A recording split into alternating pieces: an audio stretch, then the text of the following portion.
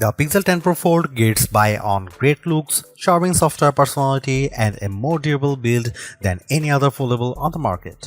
Too bad about those cameras, and it's not going to be a cheap honeymoon with this foldable tablet, but great software and new magnetic charging features save the day. The Google Pixel 10 Pro Fold is a phenomenal smartphone and one of the best foldable phones you can buy, but after reviewing the phone for a week I was left wanting more or maybe less. Big tablet foldable phones still have a hard time to justifying their mountain peak prices, and while I love Google's latest Pixel 10 family as a foldable phone, it just doesn't offer enough extra appeal to justify paying so much more for the privilege of a Google tablet inside. Before I talk about what I like or dislike about the Pixel 10 Pro Fold, I need to get the price out of the way because this is one of the most expensive phones you can buy, and it's even more expensive than most laptop computers. It gives you an outer display that is nearly the same as the display on the Pixel 10, but the new Pro Fold costs $1,799 US, which is $950 more than the Pixel 10 Pro. How could a foldable phone possibly justify costing twice as much as the flat phone from which it evolves? You can buy a Pixel 10 Pro and two iPad mini tablets for the same price as a Pixel 10 Pro Fold. If the Fold is going to be worth the high cost, it needs to be special. It needs to be better choice than buying a phone and tablet separately. That means it needs to be thin and light, impossibly so. The magic trick of producing a tablet from within your smartphone is dazzling, but it only works if the folded phone is the size of a normal smartphone. Sadly, Google hasn't made the Pixel 10 Pro Fold any thinner this year. It's even taken a step back, while Samsung has blown us away with its super thin Galaxy Z Fold 7. To be fair, the Pixel 9 Pro Fold was the thinnest phone you could buy when it launched in 2024, but this is the year for thin phones, and the new Pixel Pro Fold has been snacking between meals. A foldable phone also needs to do things that a flat phone cannot do.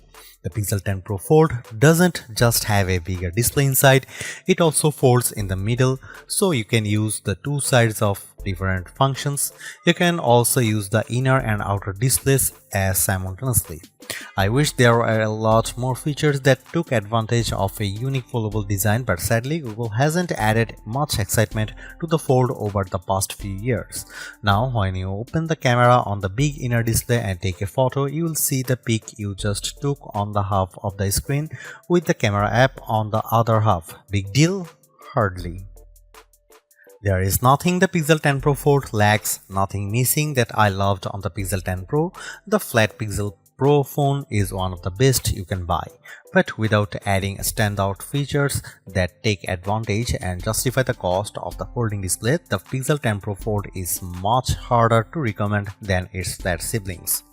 If you are settled on a foldable tablet, there are only two phones worth considering: the Pixel 10 Pro Fold and the Samsung Galaxy Z Fold 7. I have both of these phones, and the differences are more interesting than I imagined. The Galaxy Z Fold 7 is technically superior in many ways. It's faster and has much better cameras than the Pixel 10 Pro Fold, but Google has some distinct advantages that are firsts for a foldable of this size. Foremost is the IP68 rating, which means the phone won't be destroyed by dust and sand. I don't know how Google did it, but the new hinge is more tightly sealed than ever before, and that means you can take the Pixel 10 Pro Fold to more places than the Samsung Galaxy Z Fold 7. Google also includes its new PixelSnap magnetic charging on the Pixel 10 Pro Fold, which opens a world of accessories including charging stands, wallet cases, and magnetic tripods. That also means my Pro Fold fit neatly into my world of iPhone MagSafe charging and accessories. The Galaxy can't do that. Finally, my disappointment over the lack of big screen features aside, the Pixel 10 Pro Fold is much more attractive and comfortable to hold than other big foldable phones like the Galaxy Z Fold 7. It keeps most of the Pixel 10 family design a winning look that Google refined this year and offers more durability and better battery life instead of shaving off another millimeter. I would recommend the Pixel 10 Pro Fold over other foldable tablets like the Z Fold 7 because I like those priorities, durability and battery life, and because Google's version of Android remains the most polished and friendly on any phone, foldable or flat. Still, despite its advancements, the Pixel 10 Pro Fold struggles to justify the premium price for its unique form factor, making the more affordable and traditional Pixel 10 Pro a better choice for anyone who doesn't have money to burn. The Pixel 10 Pro Fold is the most expensive phone you can buy from Google. It keeps the same price as last year's 9 Pro Fold, while Samsung raised the price on the Galaxy Z Fold 7, making the latter the most expensive smartphone you can buy. This is the third Pixel Fold, but that sticker price is no less shocking. You can get a Pixel 10 Pro Fold and iPad mini with a cellular connection for the same cost and still have hundreds left in your bank account. It is really so convenient to have both devices in one. Yes, but not twice the price convenient, that's certainly not more than that. Of course, most people won't pay full price, and I'm seeing carrier deals that will drop the Pixel 10 Pro Fold to around $25 per month in the US. If you sign a 3-year contract, Google is promising 7 years of Android OS updates and security patches, but I'm sure this phone will feel aged in 3 years considering the super thin new phones just hitting the market. We can't expect phone makers to come up with new designs every year, so I don't fault Google for making the Pixel 10 Pro Fold a more refined, more durable version of the Pixel 9 Pro Fold. Unfortunately, in the interim, the Galaxy Z Fold 7 arrived and redefined what I expect from a foldable tablet. A foldable tablet is the thinnest phone you can buy, at least when it's unfolded, but which foldable tablet is actually the thinnest? Last year, it was the 5.2mm Pixel 9 Pro Fold. This year, the Fold gains a hair of thickness, while the Galaxy slips under the gap with a 4.2mm frame that, while closed, is nearly as thin as an iPhone 17 Pro. TikTok. Maybe next year Google will win, maybe it will be Samsung, maybe Apple will have a foldable phone that's thinner than the iPhone Air. Don't let these complaints distract you. The Pixel 10 Pro Fold is already thinner than the iPhone Air when it's open, even though it's thicker and heavier than the Galaxy Z Fold 7 by a noticeable degree. The Pixel 10 Pro Fold is the nicer looking phone. It has gently curved corners, pleasantly rounded edges, and a beautifully machined camera block atop the gorgeous jade green or alluring moonstone blue-gray. The Galaxy feels sharp and edgy by comparison. In the past, I might have been more forgiving of subpar image quality from a foldable phone, but Samsung had to destroy expectations by slapping its full-grown 200MP sensor on the Galaxy Z Fold 7. So now I want my $1,800 phones to have a good camera. Is that so wrong? The Pixel 10 Pro Fold camera is fine, but it isn't very good. Google is using the same sensors as last year, and that's not necessarily a bad thing. Apple famously uses the same Sony sensors for years on its iPhone models, and with experience, its camera developers continually refine the images you get from those cameras. That's not the case with the Pixel 10 Pro Fold. What I like about the Pixel 10 Pro Fold, like the Pixel 9a, is that Google seems to be carefully tuning its cameras so they produce images that all look alike. A photo taken with the Pixel 10 Pro XL will have the same color balance and lighting as a photo taken with the Pro Fold. Zoom in close and you will see the problems. Google is applying a heavy dose of AI enhancements to its photos, so much so that I wonder if every photo from the camera shouldn't come with made with AI content credentials. When you zoom in on photo, especially photos taken at night, it looks smoothed out and painted over. On the phone screen, images look clearer when taken with the Pixel Fold versus other foldable phones like the Galaxy Z Fold 7. When you zoom in, however, that clarity starts to look artificial. If you don't need the absolute best photos from your smartphone camera, the Pixel 10 Pro Fold has a fascinating new pixel feature that could make you a better all-around photographer.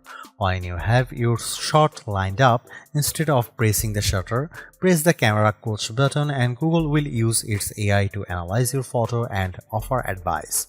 I don't mean simple advice either, like use portrait mode. Rather, camera coach is an AI instructor.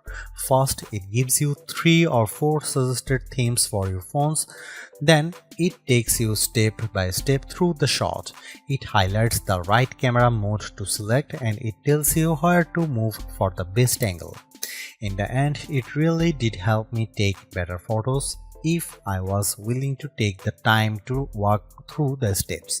Camera Coach is one of Google's newest and most advanced AI features. Sometimes it simply would not load, complaining of bad network problems, even though I had a few bars. Other times I just got a generic error. When it did work, Camera Coach was impressively astute and it produced interesting results. So I'm willing to be patient and hope this feature improves over the next few updates.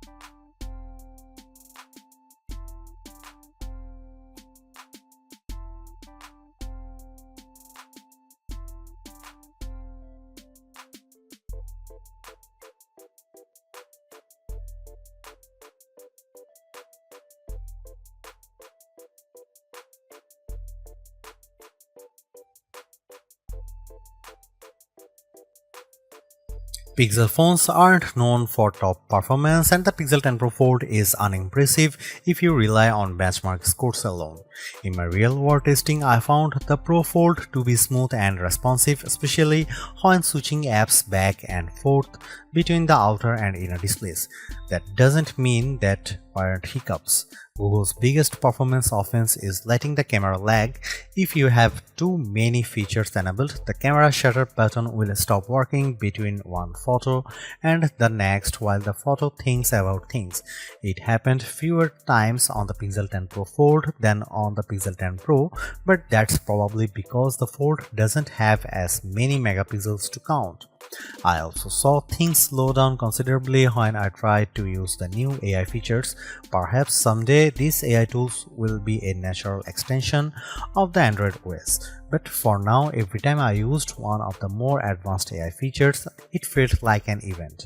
An event with a line out front and bouncer who has to check my name off a list.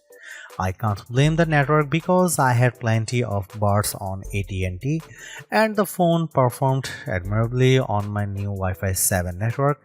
As more of these AI tasks are handled on the phone itself, hopefully we'll see those response times improve.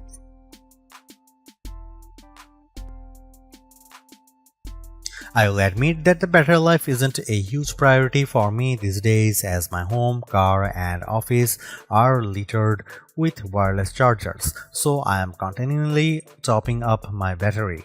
The Pixel 10 Pro Fold makes doing so especially easy with Google's PixelSnap magnetic charging. It's the first foldable that will stick to my iPhone's MagSafe charging gear without a special case. Magnets aside, battery life wasn't terrible, but a smaller battery is the second sacrifice every foldable tablet makes after the cameras. Well, a smaller battery than you'd want on a 8-inch tablet. The Pixel 10 Pro Fold actually packs a capacity of around 5015 mAh battery, which is a bigger battery, but having two displays will drain the juice quickly. In our lab test, the Pixel 10 Pro Fold lasted 12 hours and 16 minutes. The Galaxy Z Fold 7 lasted only 10 hours and 44 minutes, but the Pixel Fold comes with an ounce more weight and an extra millimeter around the waistline. An Apple iPhone 17 Pro Max is thinner than a closed Pixel Fold, weighs more than an ounce less and managed 5.5 hours extra of battery time, 17 hours and 54 minutes. In fact, in our rundown tests, that's how long an expensive smartphone should last. The Google Pixel 10 Pro Fold is a versatile foldable phone with impressively vibrant displays, a durable design, and better battery life than the Samsung Galaxy Z Fold 7 for $200 less. Plus, I actually preferred the camera quality in many of my test shots. It's just too bad that Google's foldable comes in a relatively thick and heavy device.